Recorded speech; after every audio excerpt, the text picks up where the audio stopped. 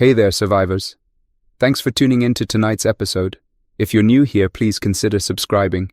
It really helps me keep these stories coming. And while you're here, let me know in the comments where you're listening from. Now let's get started. The car in front of us hasn't moved in 10 minutes. There's no honking anymore. Just headlights glowing dim through the windshield haze, rows of brake lights stretching up the exit ramp, and a sick orange color creeping in from the skyline behind us. Fires, maybe.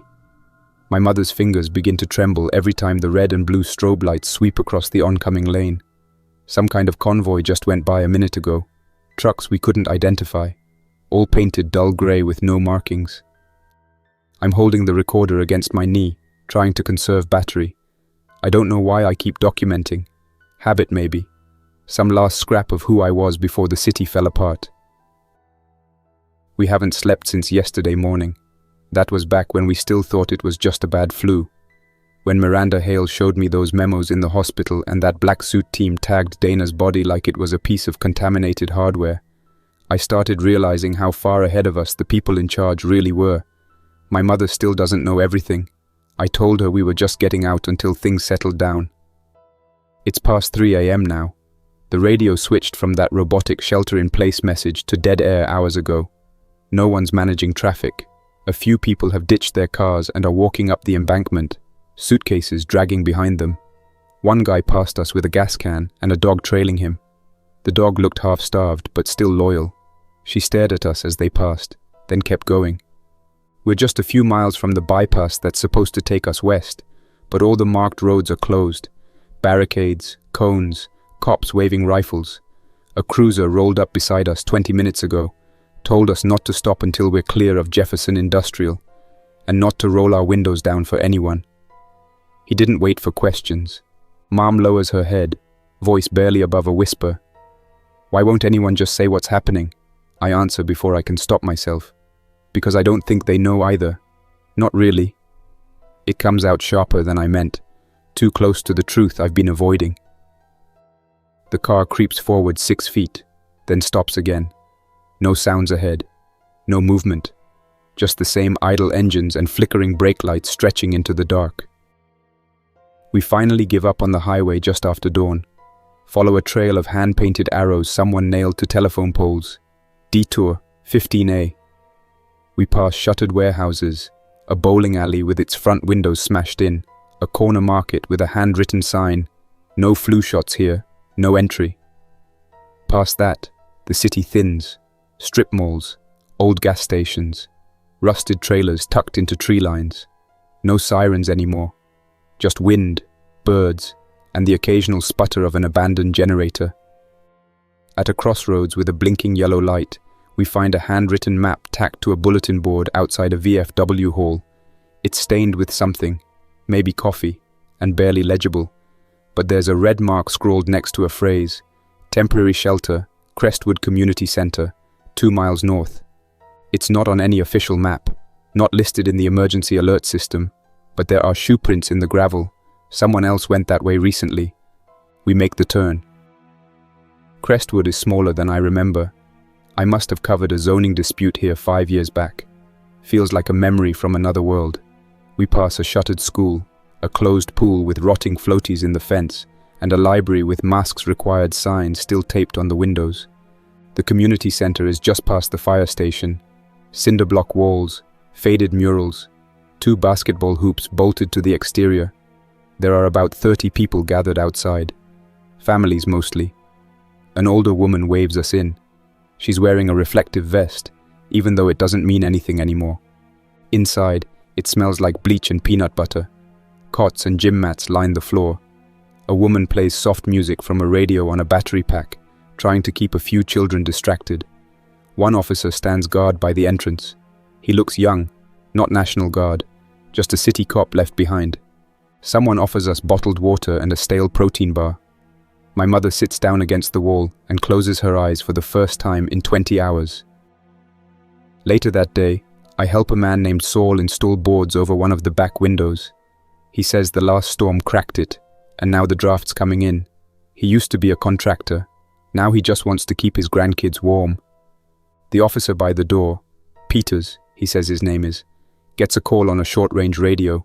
His hands shake.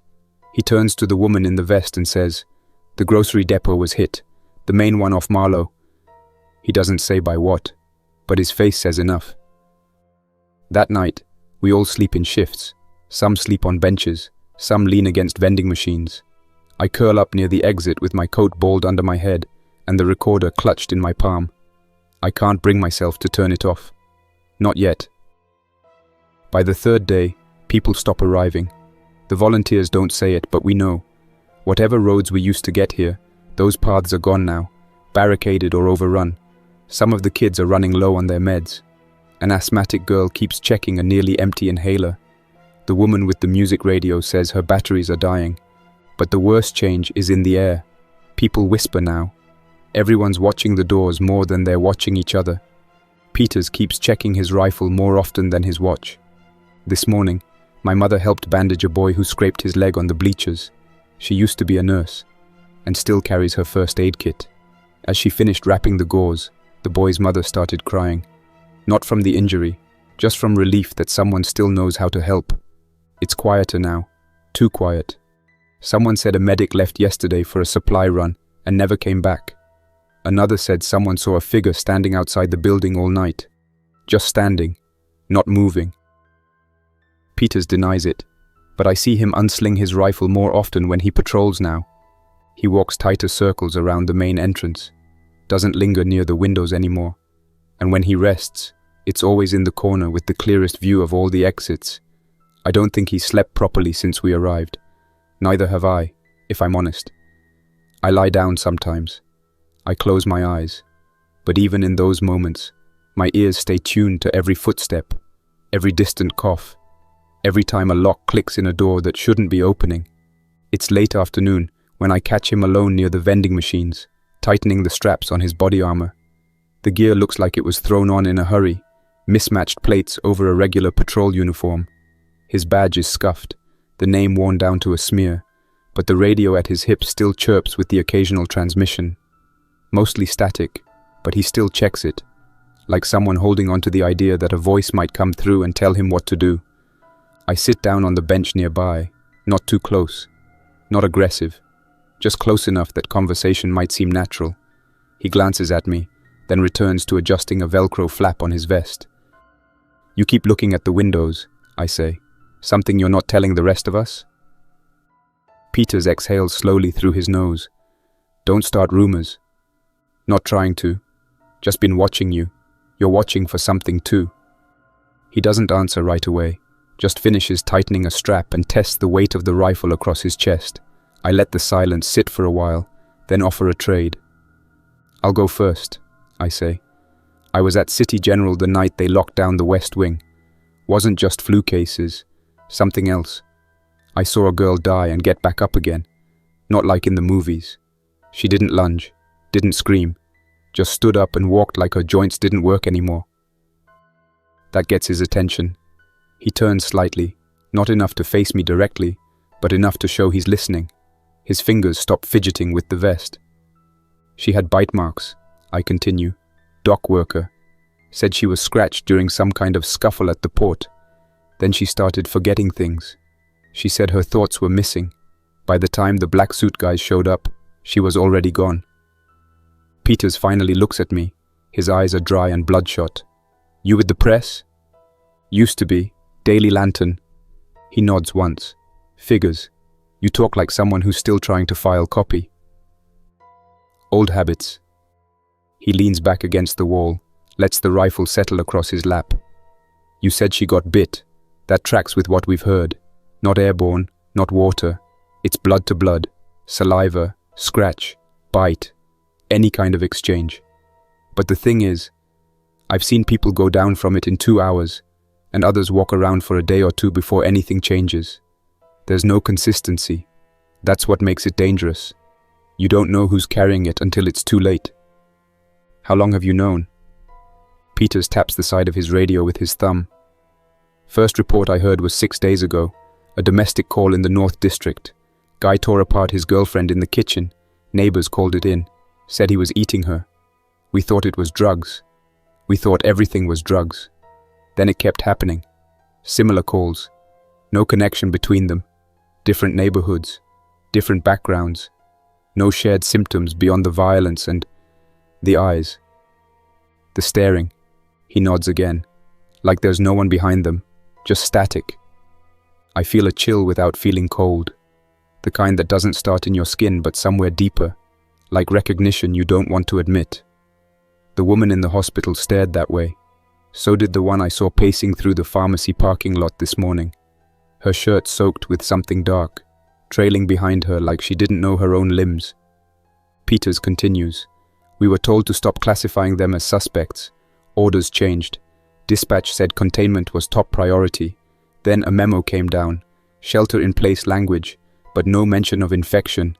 Just instructions to route people into designated holding areas. No medical personnel assigned. Just officers. They didn't explain why. They told the press to call it a severe flu, I say. They told us the same thing. I lean forward. So how many of these holding areas are still active? He laughs. Not from humor. I doubt any of them are. Once the hospital stopped answering, the guard pulled out. The last message I got was a fallback order to the airport tarmac, but by the time I relayed it to my unit, half of them were gone. Phones went dark. Radios started cutting out. I came here on foot. Why? Because the last transmission I heard was a woman. Someone with a calm voice. She said Crestwood was still holding, that families were safe here. I thought, maybe I could help. Maybe I could keep this place together. I don't say what I'm thinking. That maybe he did for a while. But the cracks are showing now. The medics are gone. Supplies are low. The doors are blocked with furniture, and the windows are double-taped with plastic wrap from a broken janitor's closet. What happens if one of them's already inside? I ask quietly. Peters rubs his face. Then we contain it, or we die fast. The way he says it makes me believe he's already accepted both outcomes. Later that night, someone starts shouting in the kitchen. A boy, maybe 12, backed against a pantry door, screaming at the top of his lungs. His shirt is soaked. A small cut bleeds down the side of his scalp, but it's not serious. He's pointing at a figure slumped near the sink. A man, mid-30s, one of the volunteers from earlier in the week. He's lying on his side, unmoving, lips slightly parted, eyes open and glossy. Peters is the first to respond. He doesn't ask questions, doesn't waste time. He orders everyone out, signals 2 men to help clear the room, and steps over the body with the barrel of his rifle aimed low. I watch from the hallway. My mother clutches my arm. I can feel her fingers trembling, not from cold, but from something harder to define. She doesn't blink, doesn't speak. The man by the sink doesn't move, not even when Peters nudges his foot with a boot. Then a breath. Ragged. Wet. Peters steps back fast. The man stirs, but not like someone waking up. More like a puppet trying to remember how joints are supposed to move. His hand scrapes across the tile. One leg twitches. Peters fires once, then again. The room fills with screaming, but I don't hear most of it. My eyes stay fixed on the man's body. There's no blood on the wall, no splatter, just 2 clean holes and a final shudder as the movement stops. People start running. Some try to flee through the back doors. Others press themselves into corners. The boy who screamed refuses to be touched by anyone. A woman kneels beside him, whispering that it's okay now, but the boy keeps repeating, "He wasn't sick, he wasn't sick." The rest of the night is spent in chaos. By morning, 3 families have left the center. A few tried to walk north, toward the river crossing. One man swore he saw buses down there. He packed his things, carried his daughter on his back, and vanished before sunrise. No one has returned since. Peters doesn't look anyone in the eye today. He holds a meeting near the stairwell, speaks in short, clipped phrases. He says it was a necessary act, that the man had already passed, that reanimation wasn't just a risk, it was a certainty. Some people nod, others don't. I don't say anything at all, but that image is burned into my mind. The twitching hand, the breath that didn't sound like breath at all. I try to record my thoughts on the recorder, but the words don't come out.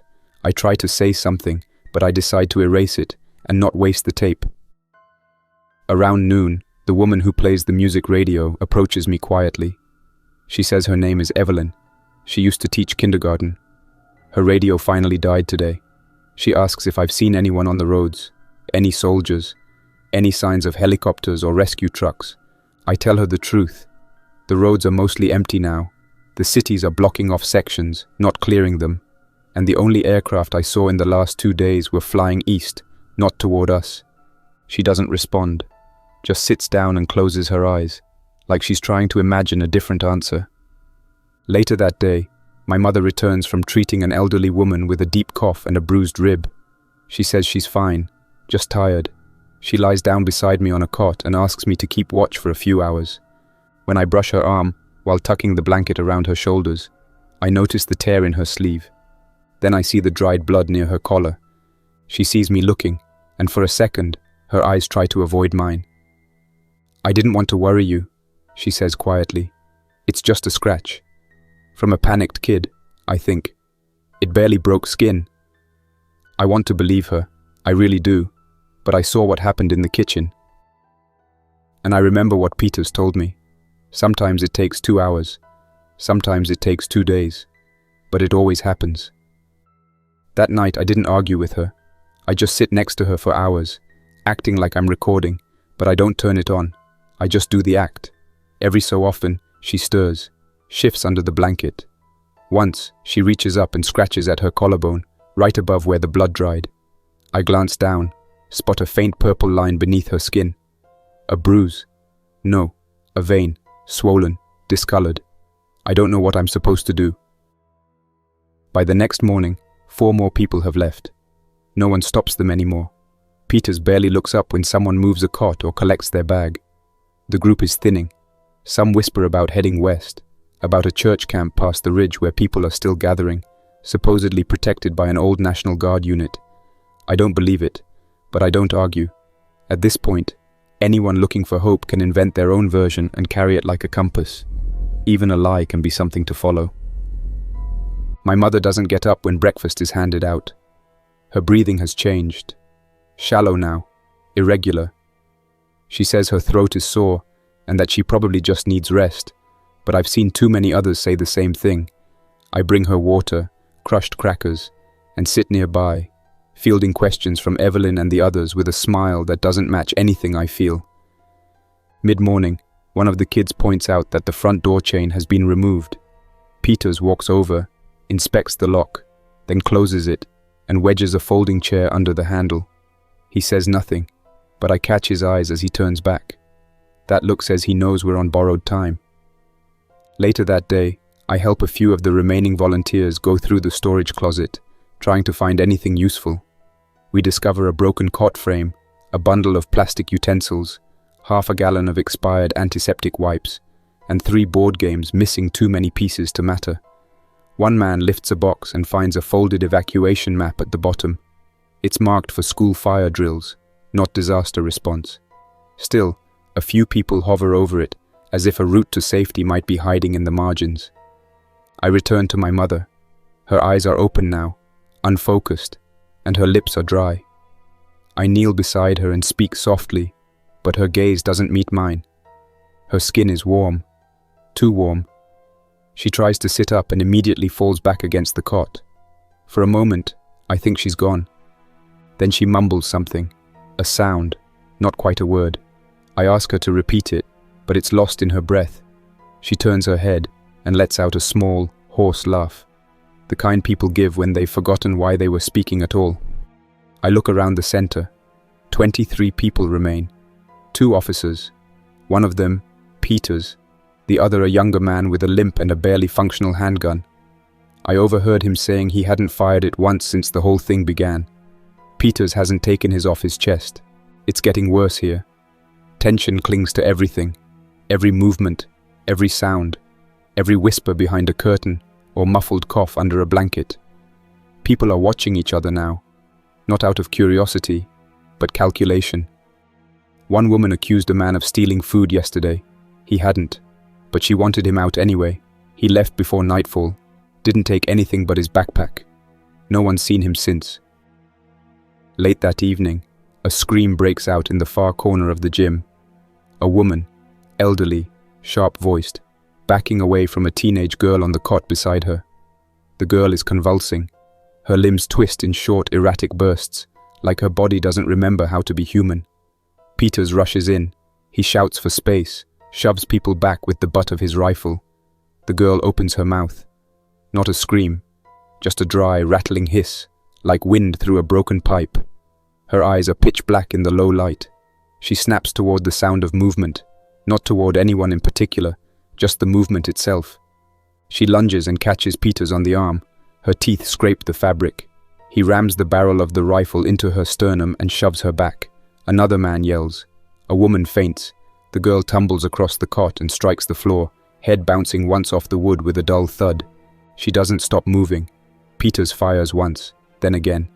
She jerks, curls backward, spasms once more, and then finally stops. For several seconds, no one breathes. I glance down at my mother. She hasn't stirred. I realize then that I don't know how much longer she has. By the following morning, most of the remaining people have packed their things. Some speak openly now of fleeing toward the church camp. Others mention the highway. A few younger men plan to move east toward the old medical park, convinced that doctors there are working on a vaccine. It's all talk. No one knows what's true. The radio hasn't worked since day 4.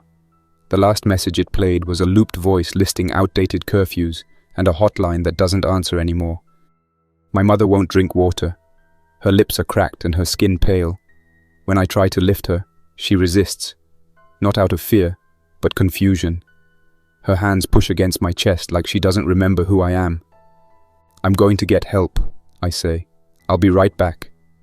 She blinks, slow and empty. Her hands fall away. I find Peters near the utility door. He's watching the back lot through a slit in the plywood. We're not holding much longer, he says without turning. They're starting to gather, more than I've seen before. They're not swarming, just standing.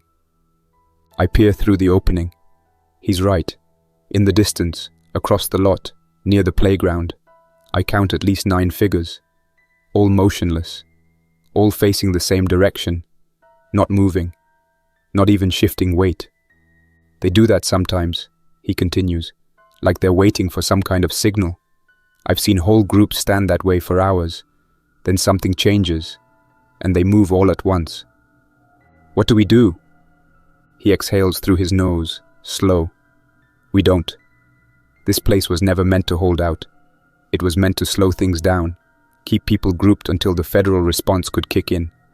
But that never came. I hesitate, then tell him about my mother, about the bite, about the way she looks at me like she's looking through me. He doesn't offer false hope, doesn't pat my shoulder, he just nods once. I've seen it enough to know, he says. I don't ask him what I'm supposed to do. I already know.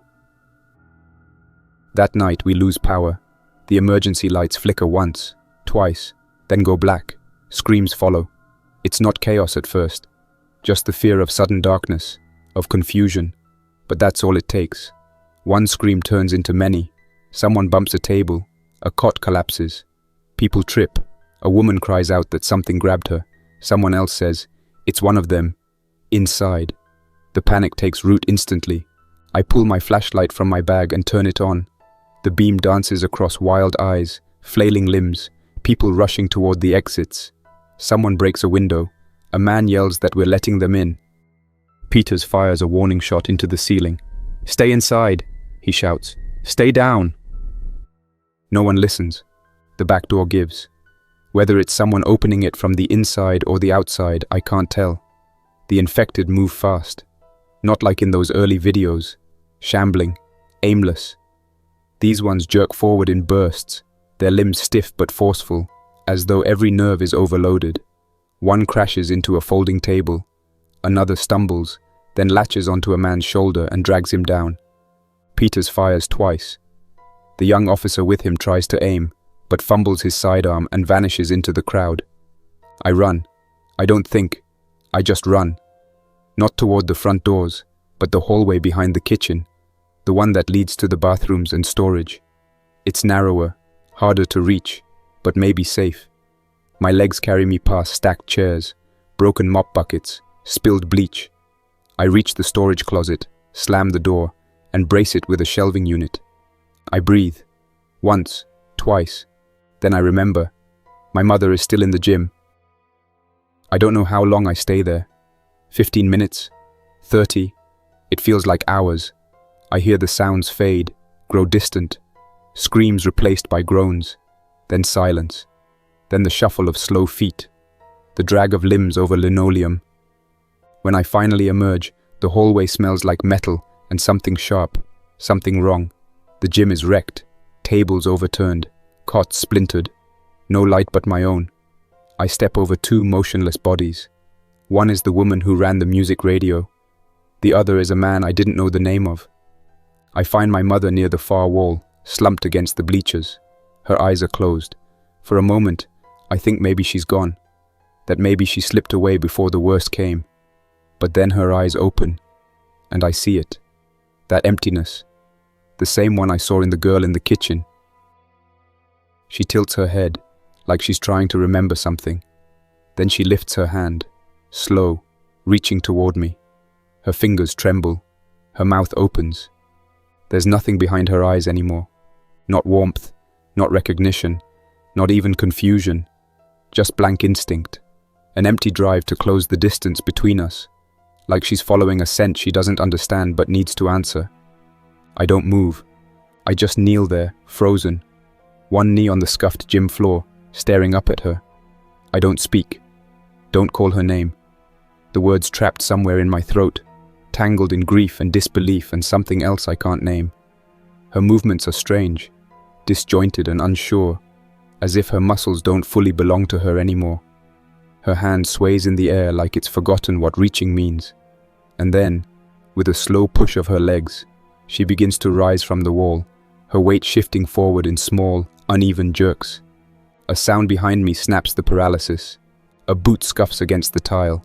I flinch, twist toward it. The flashlight beam swings and catches Peters stepping into the far end of the gym, rifle slung low, one shoulder raised as he braces against the shattered doorframe.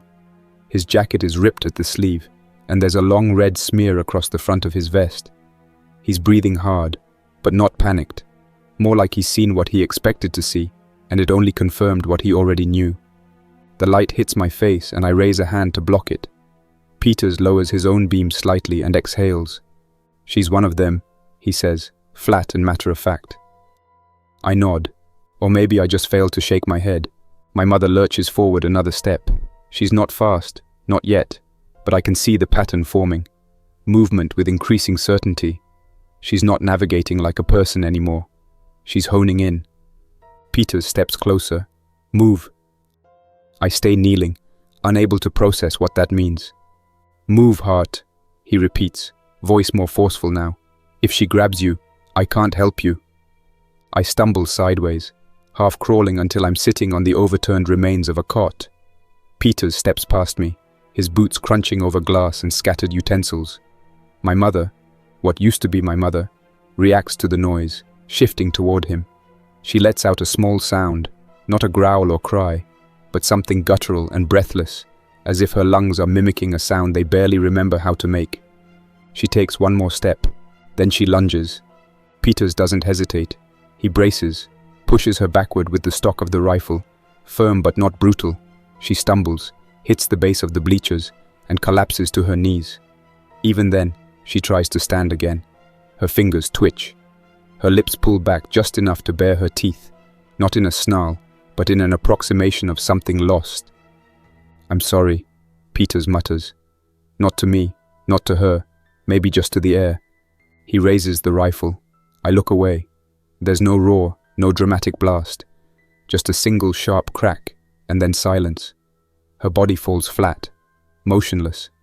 Peters lowers the weapon and stands there a moment, shoulders sagging. The silence is total. The rest of the building might as well be a void. I can't hear a single voice, footstep, or whisper, just the faint rattle of the broken gym door in the wind. Peters turns toward me and walks slowly over. His expression doesn't shift.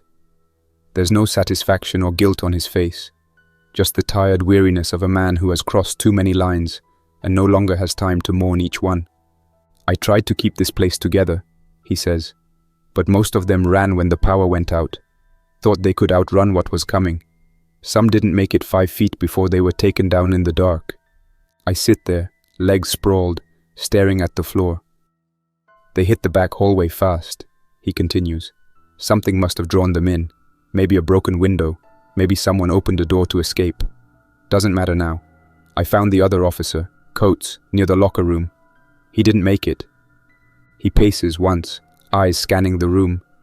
This was a bad place to hold from the start. Too many entrances, too many false hopes. We waited too long. Everyone did. The cities, the hospitals, the government. They all thought they could contain it if they just bought enough time. He stops and looks at me. You got anyone else? I shake my head. Just her. Well, he says after a long pause, then it's just us. I don't answer. The gym still smells like old wax, sweat, and something else underneath. Something starting to rot. The dead aren't clean, not like the movies. Even when they stop moving, the body doesn't hide what it is.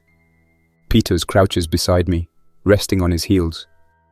I've seen a lot of this now, more than I should have, but you're the first one I've met who stayed. Most people would have left the moment it turned ugly. You stayed. She was my mom, I whisper, unsure if I even said it out loud. She was, and you did right by her, whether she knew it or not. He reaches into his vest, pulls out a folded map. It's hand-drawn over an old flyer, routes marked in thick red pen. He lays it flat on the broken cot beside me. There's an old emergency shelter up by the rail overpass. About a day's walk if we move quick. I can't promise it's safe, but I know it hasn't been burned out like the other zones. I've got water, some ammo, enough for one more run. He looks me in the eye. If you want to die here, I'll leave you be. I get it. But if you don't, if you think you've got something left, then we move before first light. I stare at the map, not at the markings or the paths, but at the torn edges, the wrinkles from too much folding and unfolding. I see the way his hand shakes when he sets it down. Just a little. Not fear, just exhaustion. I nod once. I'm coming. He stands. Then we pack light. I don't say goodbye to her. I can't. She's already gone. I fold the blanket over her body. Not because it changes anything, but because it feels like something a son should do. Then I take the cassette recorder from my bag, change the batteries, and slide the strap over my shoulder. It feels heavier now, or maybe I'm just noticing its weight for the first time. Peters waits near the kitchen door, rifle at the ready. The hallway smells like smoke. Somewhere inside the center, a fire must have started. Maybe someone knocked over a candle. Maybe someone wanted to burn what was left. The air's growing thicker. We don't have long. We step through the back corridor, moving over bodies and broken debris. My boots stick slightly to something on the floor I don't look at. As we move, I realize something that hadn't occurred to me until now. I'm not just running anymore, I'm surviving. We left Crestwood before dawn, stepping through the back lot with only the dim moonlight and the last orange glow of fire behind us. The smoke curled above the roof like a warning or a farewell. Neither of us said a word. Peters walked in front, his silhouette long and slouched under the weight of his pack and rifle. I stayed just behind, watching the shadows ripple across the road like they might lunge at us if we gave them a reason. Every few minutes he paused to listen, not for direction, but to confirm that what he'd heard was real. The infected weren't fast, not unless something stirred them, but they moved with the patience of a tide, slow, heavy, constant. That morning, we didn't so much escape them as slip just out of their reach. By the time we were 5 blocks out, I could already see them in the distance. Figures shambling in that off-balance stop-start way, some dragging a foot, others listing sideways but never falling. No coordination, just movement, like a hunger that didn't understand obstacles or fatigue. We passed down long feeder roads and narrow bike paths behind strip malls, all while those shapes stayed just far enough behind to be safe but too close to forget. They didn't call out or wail, they didn't sprint, but they never stopped. If one fell behind, Another emerged from an alley or side street to take its place. Always the same rough number. 5, 6, maybe 7, following, measuring, waiting. Peters kept track in the glass of broken windows. He didn't speak for the first hour, not even when I tripped on a parking barrier and caught myself on a rusted bike rack. His focus was laser-sharp, jaw clenched, knuckles white on the sling of his rifle. His leg dragged slightly, nothing obvious, but I noticed the shift in his gait before I saw the blood. By mile 4, we had to stop. He slumped against a newspaper dispenser, cracked open a canteen, and handed it to me. When I offered it back, he didn't take it. "How bad is it?" I finally asked, nodding toward his side. He didn't answer right away. Then, with a grunt, he pulled his jacket open and lifted the shirt. The bandage he'd wrapped around his ribs was soaked through. The edges were browning. It wasn't spurting, and it hadn't gone black, but the wound wasn't clean. Looked like something tore through more than just skin. "Could be a bite," he said flatly. "Could be shrapnel. I didn't wait around to check." "When?" "Back at the center, during the rush. Something hit me near the stairwell. Could have been one of them. Could have been Coates. There was too much noise." I crouched beside him, pulled my pack around, and dug out a half-used alcohol swab. It wasn't much, but it was something. When I reached for the bandage, he waved me off. "Don't waste it. I'm not making it to the shelter." I stared at him, unsure whether to challenge him or just accept it. He reached into his coat pocket and pulled out a pistol, his sidearm. Without ceremony, he extended it to me, grip first. "Take it," he said. "The rifle's better for distance. I'll keep that. This one's light. You've got smaller hands anyway. You shoot left or right?" "I don't know," I said honestly. Peters smirked, but it didn't last. He winced as he shifted to a seated position and leaned his head back against the rusted shell of a delivery van. The trees above us rustled with wind, but the sound only made the silence around us seem louder. "You'll get used to it," he muttered. "Shooting, I mean. It won't feel right. You'll flinch. You'll miss. Then one day, you won't." I took the pistol. It was lighter than I expected. Cold. My fingers fit the grip loosely. He watched me for a long moment. "You're not a soldier, Hart. You're not built for this. But that's not necessarily a bad thing. You're a good man. The world's gonna need those. Fewer than we think still exist." I tried to hand the pistol back. He pushed my hand away. "Keep it. I've got 6 shots in the rifle and I can still hold a corner. You've got a day to cover, maybe 2. Don't waste time on me." "We're close," I said. "The shelter—" "No," he cut me off. "It's too far for me now. Maybe I get there. Maybe I don't. But I slow you down. We both die. And if I turn out to be infected, you won't have time to argue with your conscience when the fever hits." He nodded toward the trees behind the van. "There's a spot just down the slope, a bench under an old oak. That's where I'll wait." I didn't move. He sighed, deeper this time, a tired, final kind of breath. "If you still consider yourself a reporter," he said, "then start using it. You should be able to read people, feel who's lying, who's desperate, who's gonna get you killed. That's gonna matter more than aim, more than gear." He shifted his pack off his shoulder and let it fall beside him. "I've met a lot of men in the last week, Hart. Most of them weren't worth a damn. They panicked, or ran, or looked out for themselves first. You stayed." He reached into the pack, pulled out 2 cans of food, and set them on the ground. "These are yours now. Take them and go. Stay ahead of the walkers. Listen for windbreaks. If you hear birds, you're clear. If it goes quiet, something's near." I felt something building in my chest. Not panic, not yet. Something heavier, something harder to name. I wanted to argue, to say we could make it, that we could take turns, that I could carry the rifle, that I could do something, anything, but his eyes told me the argument was already over. We walked together down the slope, slow, careful. The branches above creaked. The air was thicker here, cooler. The bench looked like it hadn't been sat on in years, moss growing up the sides, one armrest half broken. Peters sat down with a grunt and leaned the rifle across his lap. He didn't say anything else. I stood there a few moments longer, holding the pistol like it might explain itself to me if I stared hard enough. Finally, I turned. Back through the trees, the infected still followed. Their shapes emerged between trunks, shadowy, deliberate. They weren't rushing. Not yet, but they were closer now. 4, maybe 5 minutes behind. I checked the gun, the safety, counted the bullets again. Then I ran.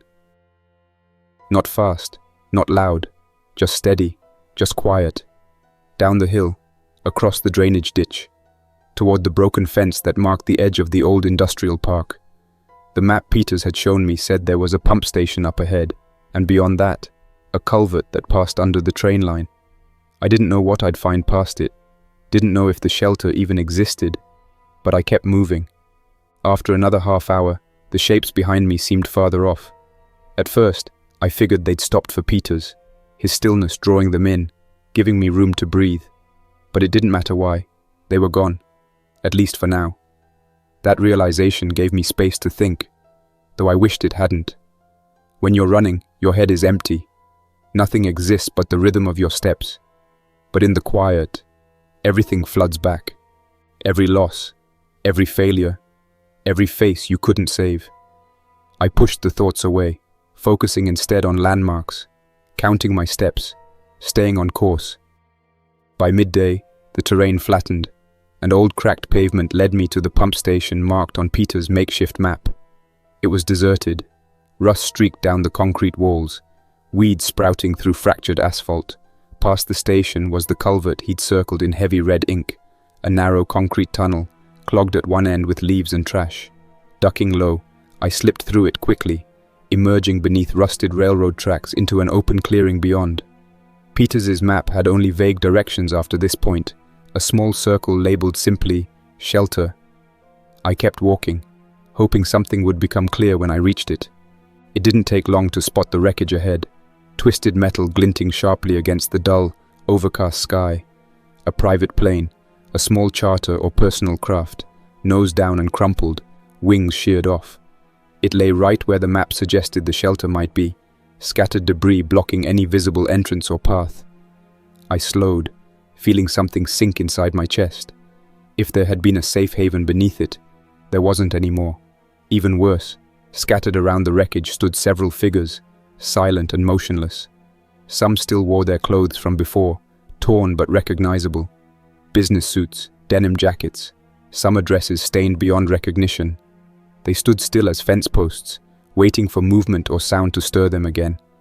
I stayed low, watching for any sign of an entrance or a way around, but the crash was thorough. The twisted metal covered the ground like a broken spiderweb. Whatever had been here was buried, or burned, or simply unreachable. I stood still, breathing slowly, the reality sinking in. Another dead end. Another empty hope. I could feel the weight of the pistol in my hand. Useless now. Not enough bullets. Not enough skill. If I'd been someone else, someone better prepared, maybe I'd fight my way through. But Peters was right. I wasn't built for this. Not yet, anyway. My choice now was simple. Stay and risk it, or leave and keep moving. I chose the only way I knew would give me another day.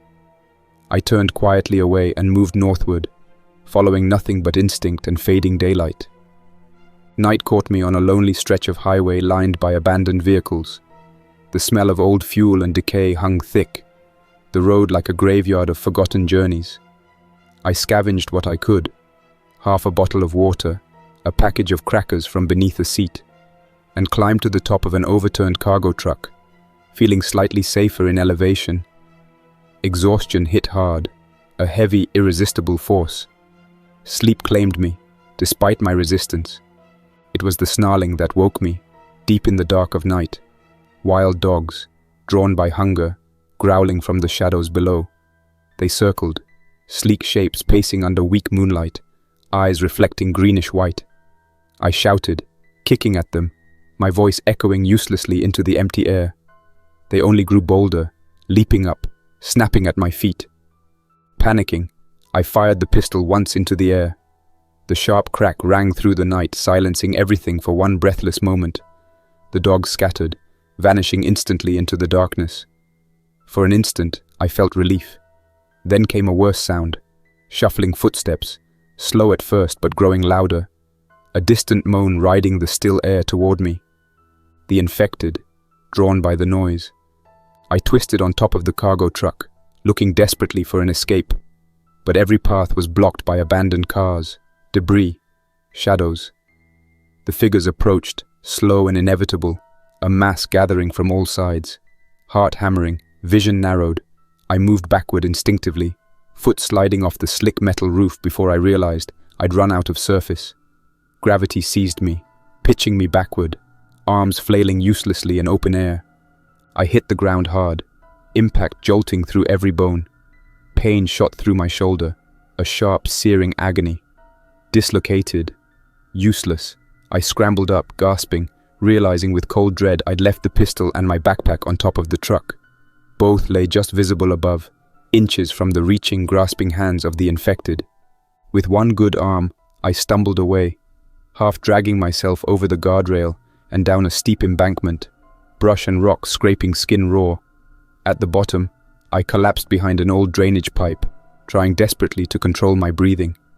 Pain radiated from my shoulder with every movement. Above, the infected crowded the spot where I'd fallen, unable to follow quickly down the steep slope. They lingered there, shuffling and groaning, searching blindly for a path toward their prey. I stayed motionless for what felt like half an hour, curled into the dirt, my entire world reduced to the sting of open scrapes, the throb of my arm hanging useless, and the wet sound of their feet pacing across the asphalt above. At one point, something rolled down the hill, a broken plastic bottle maybe, and I almost cried out. But they didn't follow. They didn't even try. They just waited. Eventually, they started to drift, as they sometimes do when nothing calls to them. Once I could move again, I kept low, weaving through drainage ditches and brush, climbing fences with one arm, using gravity whenever I could. The pain in my shoulder was getting worse. The swelling had started, and I could feel the joint trying to move in ways it wasn't supposed to. But I couldn't stop there. I had no pack, no food, no pistol, just the recorder in my jacket, and whatever direction instinct told me was safer. I found a half-collapsed highway service tunnel a few miles later, one entrance blocked by a fallen retaining wall, the other open but narrow, just enough for me to slip into and curl beneath the jagged slab of concrete above. It wasn't secure, not really, but it was dry, and from the sound of the wind against the rebar and rusted mesh around me, I figured the moans wouldn't carry far. It was enough for now. I leaned against the wall, legs outstretched, watching the shadows through the cracks in the concrete. Nothing moved out there. Not yet. My breath finally slowed. The night grew colder. My shoulder was now just one long, dull ache, pulsing in time with my heartbeat. I had to keep the arm close to my side to stop it from shifting. Every slight movement brought on a flash of nausea. Only then, only when I was far enough from the crash, from the dogs, from the dead, and from the sound of my own fear, did I think about the recorder again. I reached into my pocket. The plastic casing was cracked along the edge, the playback button half jammed. I had to press twice before the red light flickered on, weak and stuttering. The tiny motor inside made a new sound now.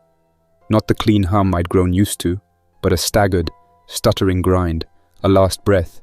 I didn't know how much tape I had left, maybe 5 minutes, maybe less, but I pressed record anyway.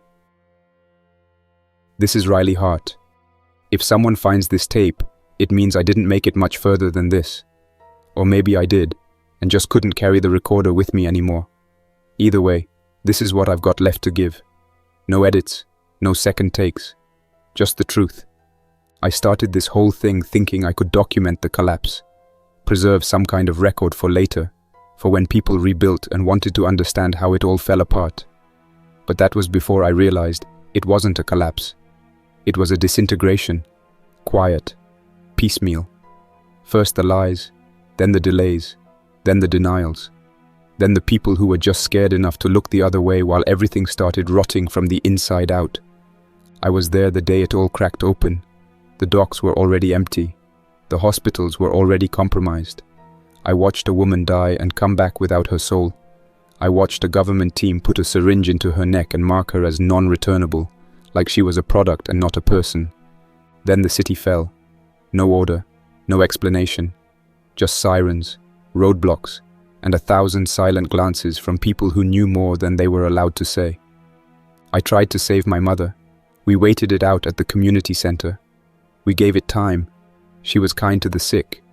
Too kind. It cost her everything. Peters, he was a cop. One of the good ones, if those even exist anymore. He made sure I lived long enough to reach the edge of whatever hope we had left. And when it was clear he wouldn't make it, he sat down under a tree and gave me his pistol. He kept the rifle, said if I still thought of myself as a reporter, I needed to learn to read people, because that was the only thing left that would keep me alive. Tonight I was almost killed by dogs, fired my last good shot to scare them, and brought every walking corpse within a mile straight to me. Fell off a truck roof trying to get away, dislocated my shoulder, lost the pack, lost the pistol, almost lost myself, but not yet. If you're hearing this, maybe you've survived longer than I did. Maybe you found my body.